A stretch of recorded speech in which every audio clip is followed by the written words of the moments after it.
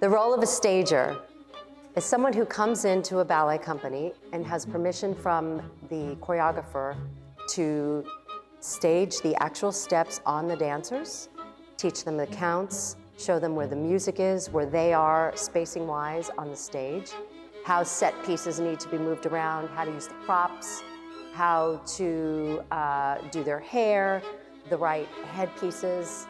When they shift to the theater, then it becomes about the lighting, and it becomes about all the production, big set pieces, things flying in and out. And so it starts soft, small, and then gradually gets bigger as the production, as the curtain goes up. So I've been working with Ben since 1984.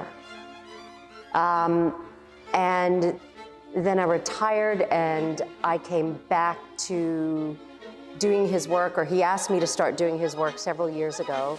I've staged his Dawn Q, his Swan Lake, his Cinderella, a few pieces, a few ballets of his, but I got to dance them all throughout my years of going from young up to a principal, so a lot of the roles are in me.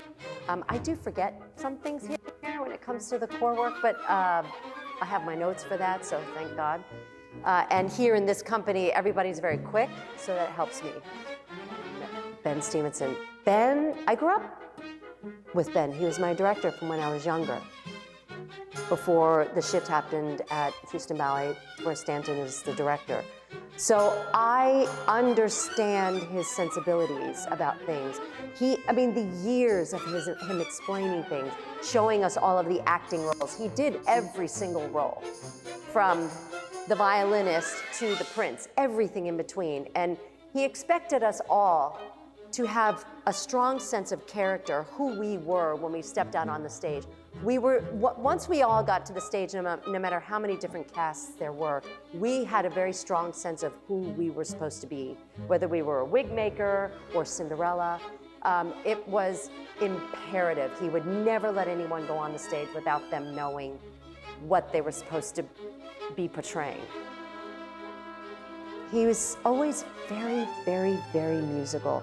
He never did anything without music moving him. So if a dancer came into the studio and was just doing the steps, he would have to stop because he wouldn't be able to watch it.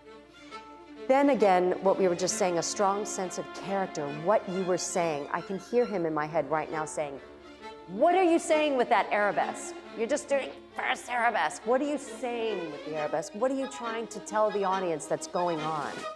The dancer is always working on a good, turned out position, pirouettes, but it's what those steps are saying. And that is, I wouldn't say it's totally unique to Ben, because a lot of other choreographers ask that, but he demanded it. My favorite part of being a stager is definitely working with the dancers. I love going into companies not knowing anyone, no preconceived thoughts about who they are, what they've done, and kind of building a relationship with them, and then watching them change and watching them grow. And you know, sometimes things take a downturn and things take an upturn. I mean, I remember that as a dancer. I remember what it feels like to be told certain things, to be shown certain things, what really clicked for me, what didn't work for me. And so I have to approach every dancer differently. And you have to really understand what makes that dancer tick and what makes that one they are an intellectual thinker, they are a physical mover, they learn visually. So for me, that's the best part. Scannell has really collected a good group of strong, musical, they have such a sense of what's going on around them, which is really important when you're trying to put together a full length. So that's been wonderful for me. Being in the studio, from something small, now we're at the stage, now we're like about halfway of the way through, 3/4 of the way through the process, the peeling back the layers. And they're letting me do it. I mean, some days are hard. Some days the dancers have hard days. Sometimes I have hard days.